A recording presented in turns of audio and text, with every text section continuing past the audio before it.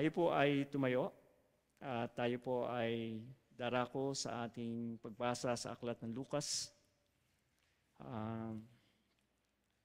chapter 10, verse 38 to 42.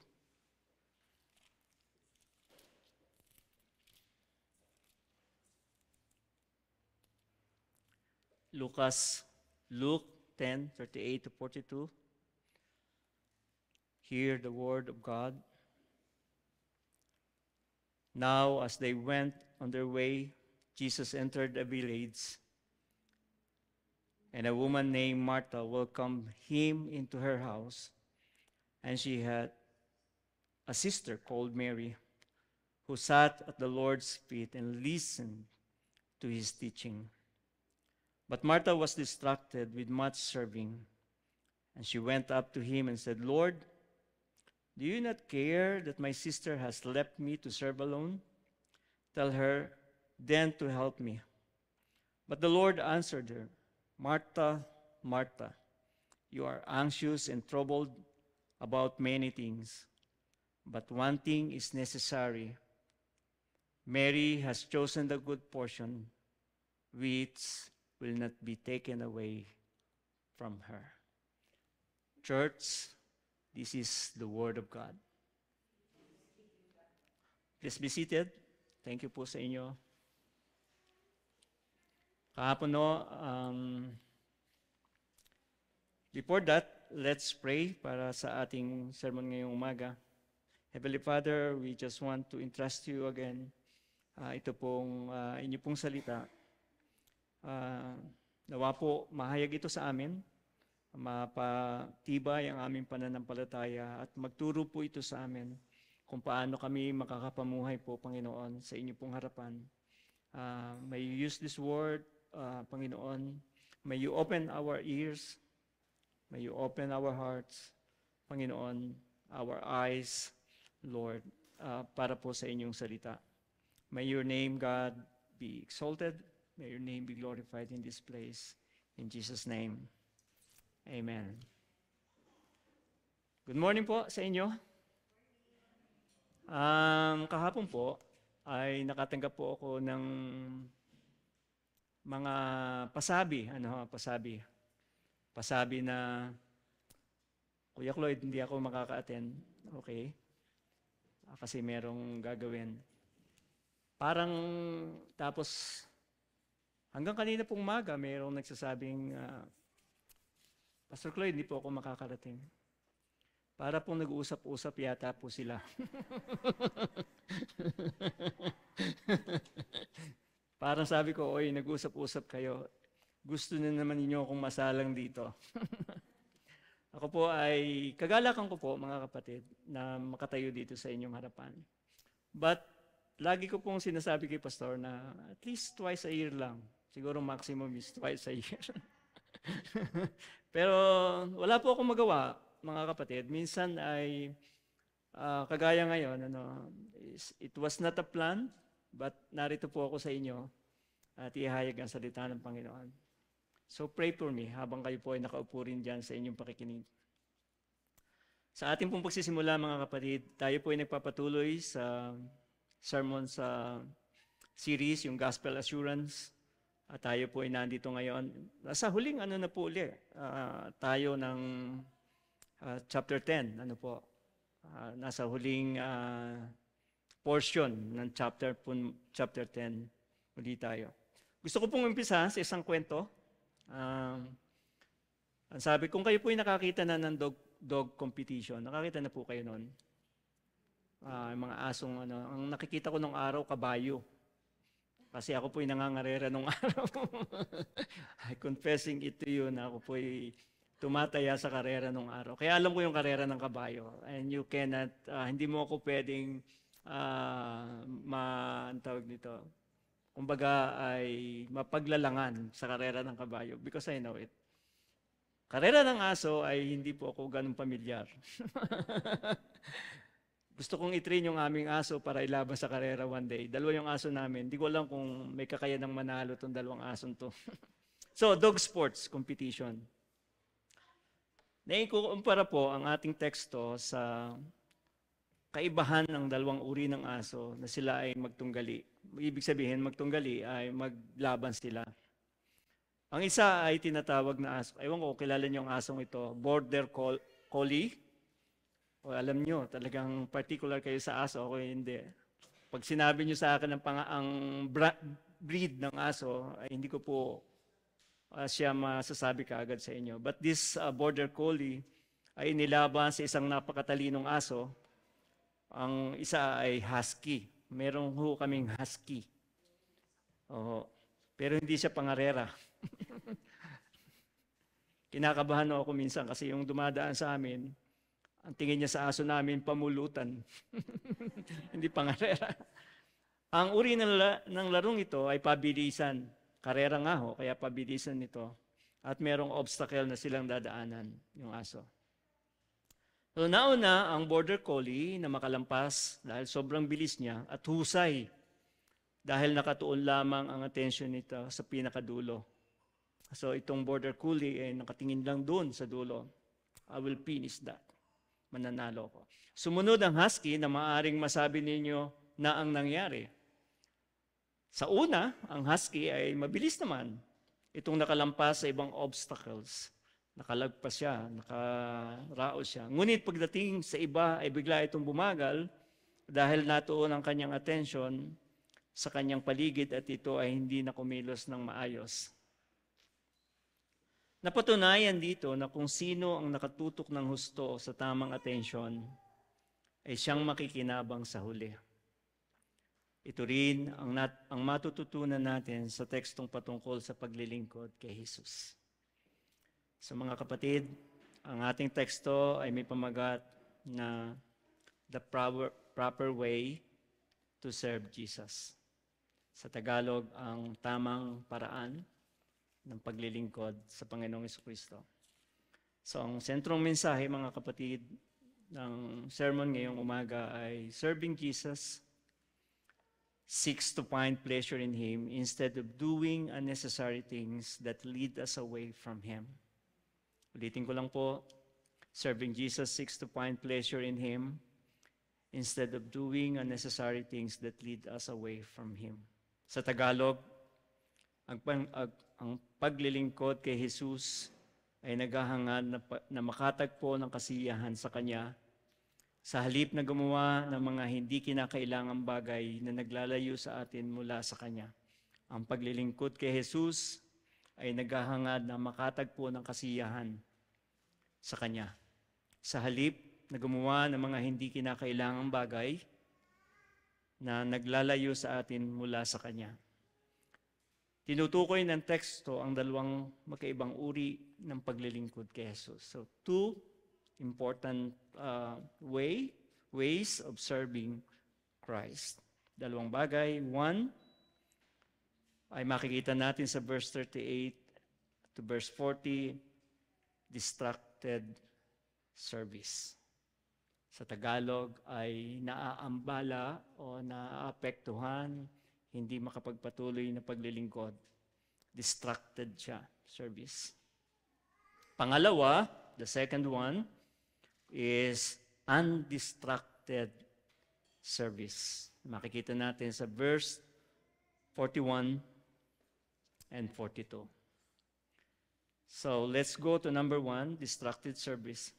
Sa ating pong nababasa, sa ating pagkabasa sa aklat ni Luke, ang parteng ito ng istruktura sa salaysay ni Lucas ay nagawang bigyang diin ni Lucas ang kahalagan ng dakilang utos na nabanggit sa verse 27. Kung natatandaan po natin yung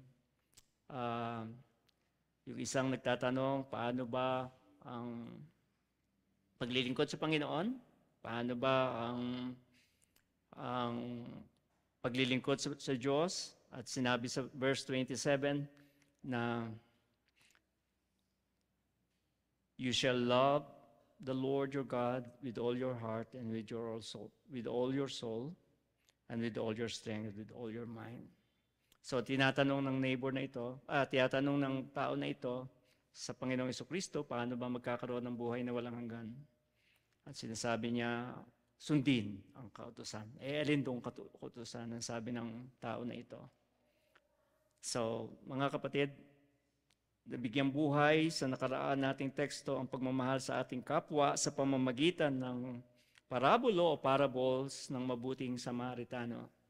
So nakita ho natin doon kung paano binigyan diin ng Panginoong Jesucristo ang totoong neighbor at ang totoong tumutulong sa kanyang neighbor.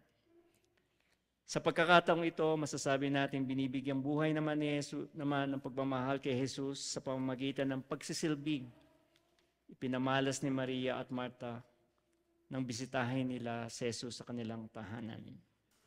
So nakita ho natin to mga kapatid, ang istorya na dumalaw sa Panginoong Jesucristo. Nababadad ho ako rito mga kapatid. May langgam na laging dumadaan dito sa sa table. Ganun ho ako ng ganun eh. Mabuti ho sila, no? Nandito ngayon sa church.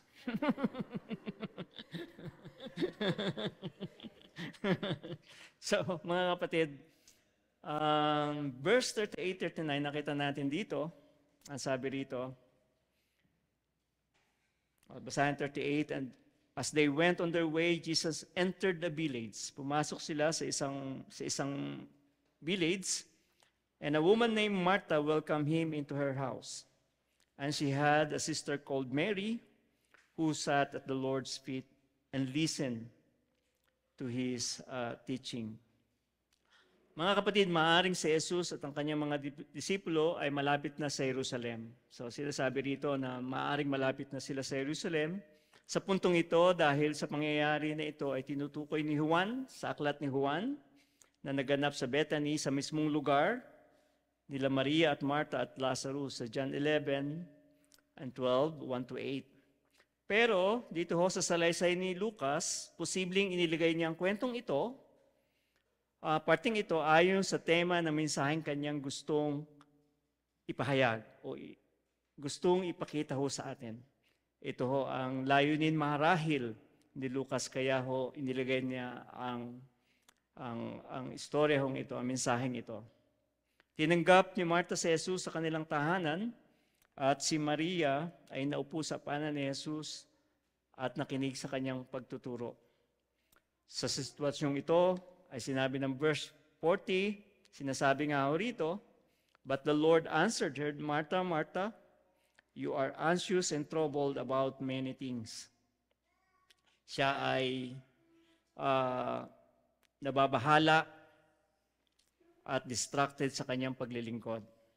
Distracted at kinausap niya ang Panginoong Jesucristo na para bang inuutusan niya ang Panginoong Jesucristo. Sabi niya, tell her then to help me.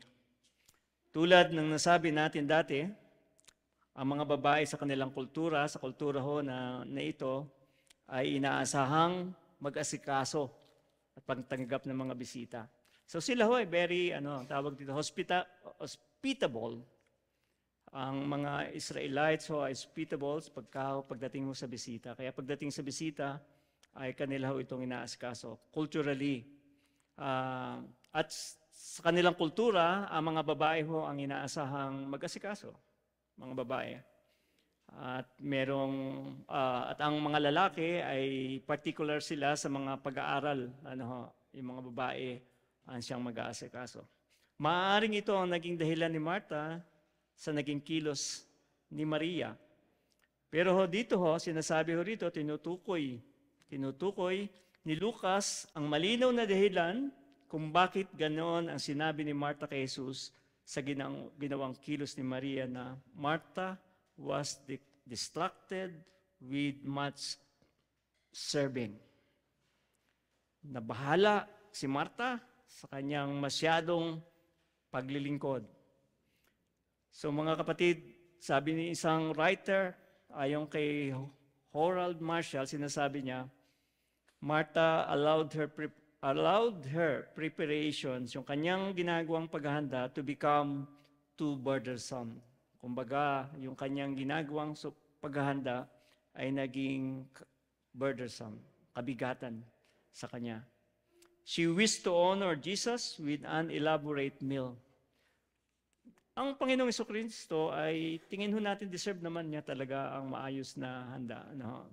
When the teacher come to your house, paghahanda mo talaga siya ng maayos na paghahanda. At gusto mo nga ma-peace talaga yung bisita mo. Lumalabas dahil dito, lumalabas na si Martha ay nag-aalala sa dami ng kanyang nais gawin para kay Jesus. Nag-aalala siya.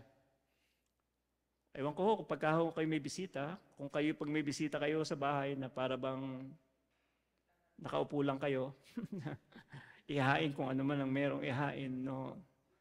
Parang si Cora ho sa amin, hindi ho pwede yun. Lahat ho, nilalabas nun ni Cora sa kanyang paghahanda. So, bagamat sinasabi na si Martha ay gusto rin makinig sa itinuturo, parang sinasabi rito na gusto rin naman ni Martha na makinig sa itinuturo ni Jesus. Napipigilan siya na makapakinig dahil sa dami ng nais niyang gawin sa paglilingkod kay Jesus. Sa sobrang pagkabahala rin niya, inuutusan niya mismo si Jesus na ituon ni Maria ang kanyang sarili sa gawain at hindi sa kanyang Panginoon. Parang, Martha, tulong ka sa akin dito. Nakaupo ka lang dyan. Wala kang ginagawa at nakikinig ka lang dyan. Tulungan mo ako rito para sa Panginoong Yesus. Tulungan mo ako. Ito ho ang nais ni Martha. Kung ang ating sitwasyon, mga kapatid, kung ating attention ay nakatuon sa mga nais nating gawin para kay Jesus, imbis na kay Jesus mismo, sinasabi ho rito, ito ay indikasyon ng ating paglilingkod ay para sa ating kabutihan at hindi para sa sapat na kasiyahan ni Jesus. Ulitin ko lang ho yun. Kung ang ating atensyon, yung ating ginagawa, ay natutuon sa mga nais nating gawin para kay Jesus, imbis na kay Jesus mismo, ito ay indikasyon na ang ating paglilingkod ay para sa ating kabutihan at hindi para sa sapat na kasiyahan ni Jesus. Maaring nagkakamali ho tayo ng ginagawa. Nakakala natin ito ay mas nabibigyan ng pansin ng Panginoong Hesus. Maaring magkamali tayo kung ito ay hindi sa sapat na kasiyahan ni Jesus. Ito ho ay challenge sa atin dito sa text na ito. Ikaw ba ay naglilingkod para mismo sa kasiyahan ni Jesus o para bigyang kaluguran ng iyong sarili? Yung focus lang tayo sa ating sarili. Gusto mo lang ikaw ay masabing, ang sipag naman ni kapatid. Ang sipag naman ng iyong ginagawa. Pagod na pagod ka sa iyong ginagawa para sa Panginoon. Sa iyong paglilingkod, ang iyong atensyon ba ay totoong na kay Kristo? O sa mga bagay na nais mong gawin kay Jesus? Ang iyong paglilingkod, kapatid, ang iyong attention ba ay totoong na kay Kristo? O sa mga bagay na nais mong gawin kay Jesus? So pinapakita ho rito kung anong uri ng ating paglilingkod na meron ho tayo.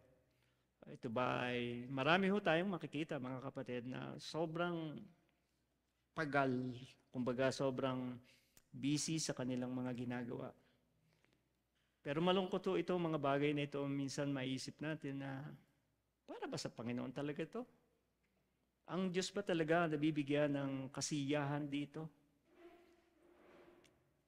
Sabi ko sa isang pastor, ako natutuwa kasi meron ng pastor ngayon na dati namin kasama.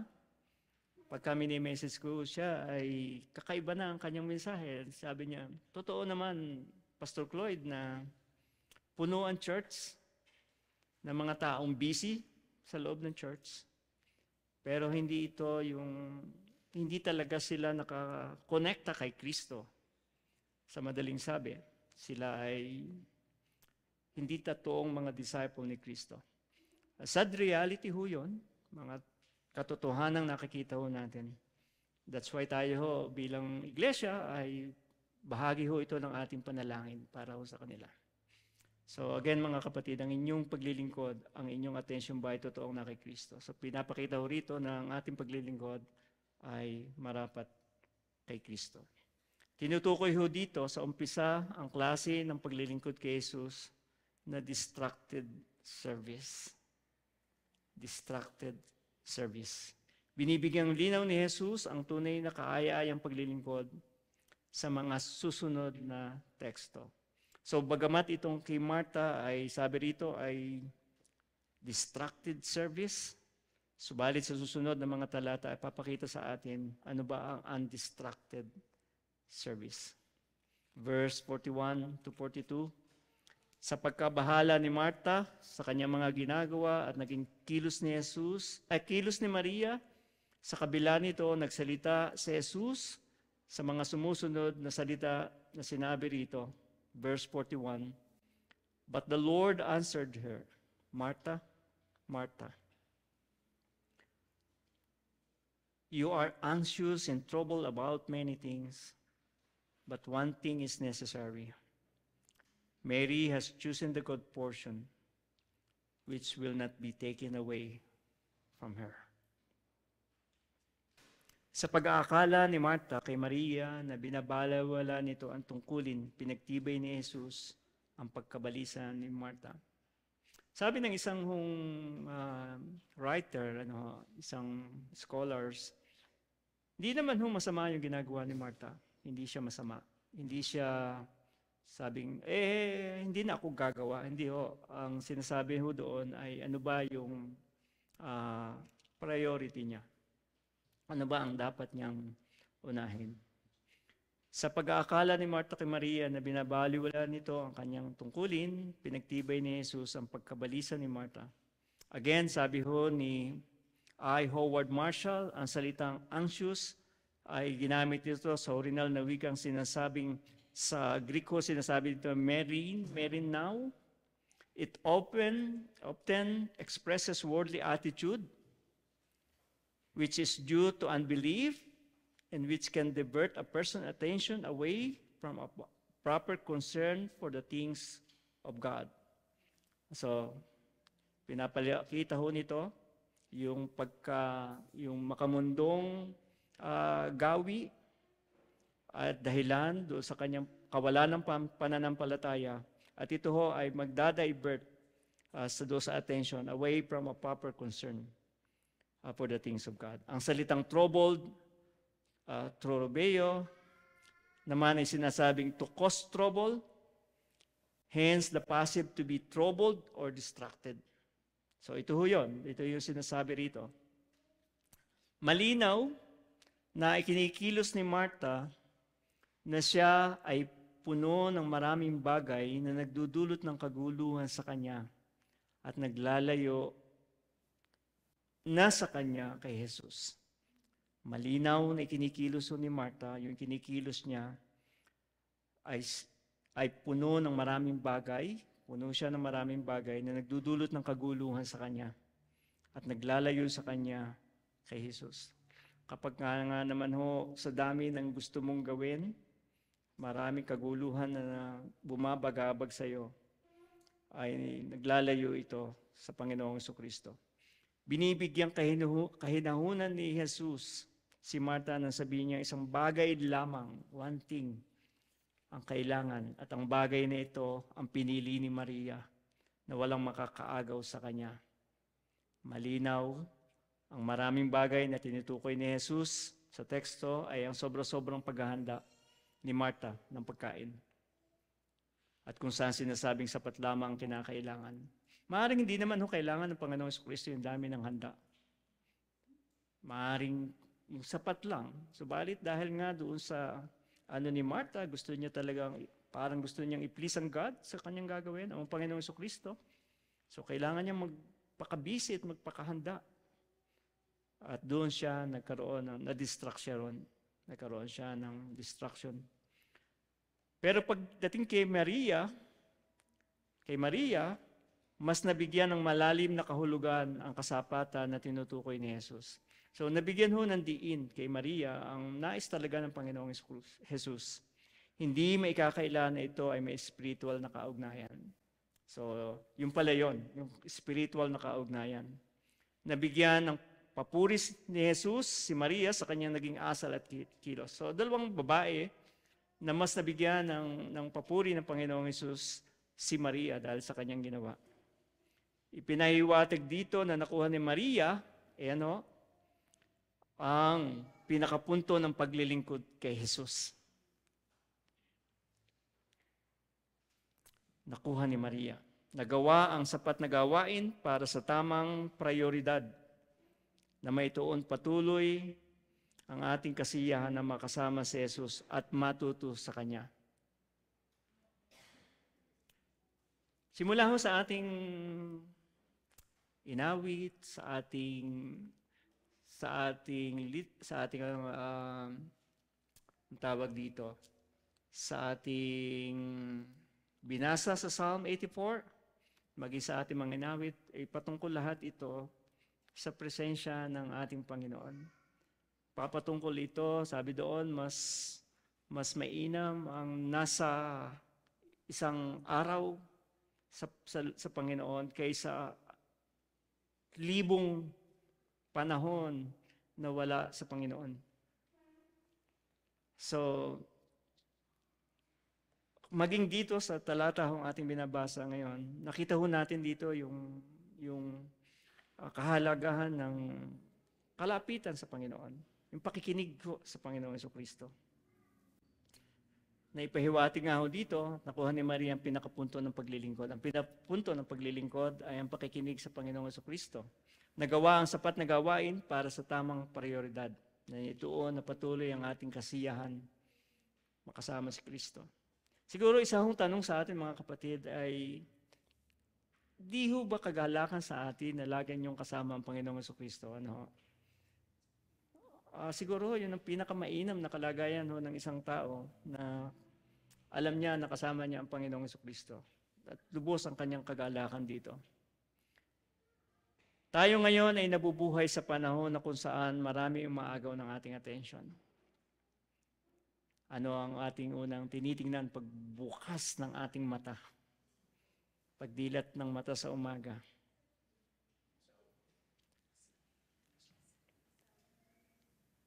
Sabi ni kapatid, shower. Sabi ni kapatid, iPhone. Tayo ho ay naaagaw ng maraming mga bagay. Puno ng ingay ho ang paligid, sa totoo lang. Kahit ang ating panloob ng pagkatao. Sabi rito, maraming mga Kristiyano ngayon ang katulad ho ni Martha. Marami ang katulad ni Martha, sobrang busy, na para bang iniinggit ka. I'm busy with my ministry, how about you? Ako ay papunta sa church, bakit? Ay, meron kaming gawain. Kami ay merong activity.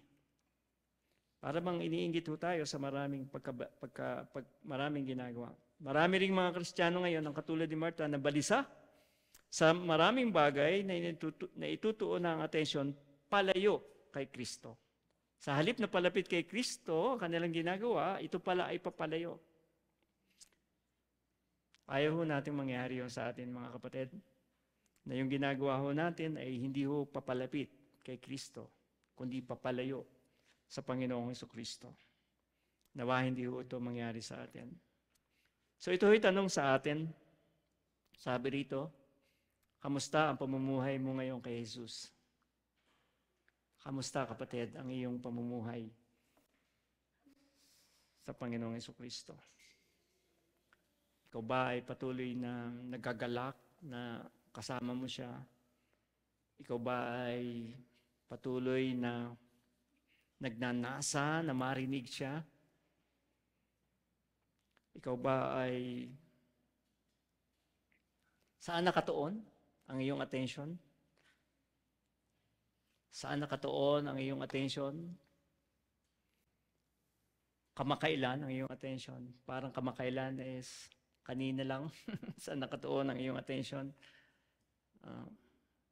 Ano ang mga ingay na bumabagabag sa iyo ngayon? Ano ang mga ingay na nakakaabala sa iyo patungo kay Kristo? Ano mga bagay na ito? Sino ang lagi mong pinakikinggan ngayon?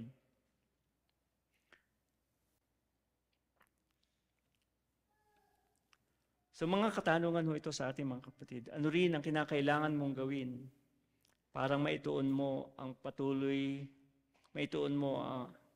ang atensyon mo kay Kristo? Ano ang mga bagay ang kinakailangan mong gawin para maituon mo patuloy ang atensyon? So meron ho tayong dito sa mga katanungan ito ho ay mga bagay na nati-check ho tayo. Maaring mga bagay ho ito na hindi ho talaga natin ito ginagawa. O maaring papalayo tayo talaga sa Panginoon. At yung ating napapakinggan ay hindi talaga mga bagay, hindi talaga ang Panginoong Jesucristo. Isang magandang tanong, kailan mo huling binuksan ang iyong Biblia at nakinig sa Panginoong Jesucristo? So maaaring sabi rito, maaaring sinasabi sa atin ng Panginoon ngayong umagang ito, maaaring sinasabi sa atin, Cloyd, nag-aalala ka at nababagabag sa maraming bagay. Ngunit isang bagay lamang ang kailangan. Isang bagay lamang ang kailangan. Piliin mo ang mas makabubuti sa iyo at huwag mong hayaan na maagaw sa iyo ito. Walang iba kundi ang higit na kasiyahan sa aking presensya. Kumbaga sinasabi ng Panginoon sa atin, walang ibang higit na kasiyahan maliban sa presensya ng Diyos at matuto sa Kanyang salita na tanging nagbibigay ng totoong buhay. Tayo ho ay laging nasa salubong ng maraming sitwasyon ho ng buhay, kagaya ho ng nakita natin, nadidistract ho tayo. Pero yun hong sinasabi rito na matuto sa salita ng Panginoon na tanging nagbibigay ng totoong buhay. Matuto sa salita ng Diyos. So, mga kapatid, ito ho ay maigsing mensahe this morning na gusto nating makita mula sa aklat ni Lucas na dalawang klase ng paglilingkod. One is distracted service and the other one is undistracted service. Hindi sana po tayo magkamali sa ating paglilingkod sa Panginoon. So sa atin hong conclusion, sabi rito, natutuhan natin ang dalawang uri ng paglilingkod na sabi ho natin kanina, na ang uri ng paglilingkod na tuon sa attention, sa gawain na imbis kay Jesus. Yung paglilingkod na sa halip kay Jesus ay kundi yung maraming mga bagay na pinagkakaabalahan natin. So pangalawa, uri ng paglilingkod na ginagawa ang sapat lamang na gawain, sapat lamang, para patuloy na maituon ang higit na attention kay Jesus. Yung sapat lamang na gawain. Subalit, dahil sa sapat lamang ito, ay naitutuon ang higit na attention natin sa Panginoong Jesucristo. Kasi nga naman, kung marami kang pinagkakaalaman, madidistract talaga tayo. So, ang panalangin natin mga kapatid ay maging totoo sa bawat isa ang mensahe ngayong umaga. Maging totoo nawa ito. Ano ba ang klase ng paglilingkod na meron tayo ngayon? Tayo ba ay distracted or undistracted service? So, ang paglilingkod kay Jesus ay naghahangad na makatagpo ng kasiyahan. So, kapag naglilingkod tayo sa Panginoon, sana ho makatagpo tayo ng kasiyahan sa Kanya, sa halip na gumawa ng mga hindi kailangang bagay na naglalayo sa atin mula sa Kanya.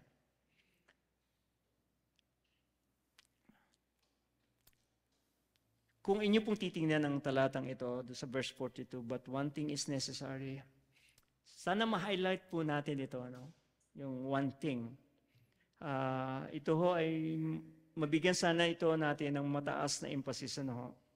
Dahil sabi doon, one thing, Mary has chosen the good portion. The good portion. Ang pinakamainam na bahagi nito ay pinapili ho ni Mary. At sabi rito, which will not be taken away from her. That portion, that one thing, mga kapatid, that one thing. Isa lang. Si Martha, napakaraming pinagkaabalahan, but Christ said, just one thing. Just one thing. And that's the good portion, which will not be taken away. Maging sa atin, mga kapatid, if we see that one thing. One thing is to be in Christ every time, listening to Him. Gaya ng paulit-ulit na panawagan ni Jesus sa 7 iglesia sa Revelation. Sabi rito, naway ituon rin natin patuloy bilang iglesia, dito as a church, tayo ho, ituon ang ating attention kay Jesus. Sa gabay ng banal na Espiritu, sa lahat ng ating gawain. Ang panawagan ni Jesus sa atin, sa Revelation chapter 1, verse 7, 11, 17, 29, verse 2 and 6, 13 and 22, verse 13 and 22 ng verse 2, ang sabi rito, He who has ear, let him hear what the Spirit says to the church. Ito ang pinakamahalagang gawain natin. As a church, sana po tayong lahat ay isa ang ating ginagawa. Just one thing, yung pakikipagniig sa Panginoong Jesucristo. To be in His presence every time, all the time. Sapagkat ito ang good portion. So in this short message, mga kapatid, nawa po as a church ay makita natin ito ng maliwanag na hindi tayo, in the past, kami sa aming testimony, sobrang busy ng gawain.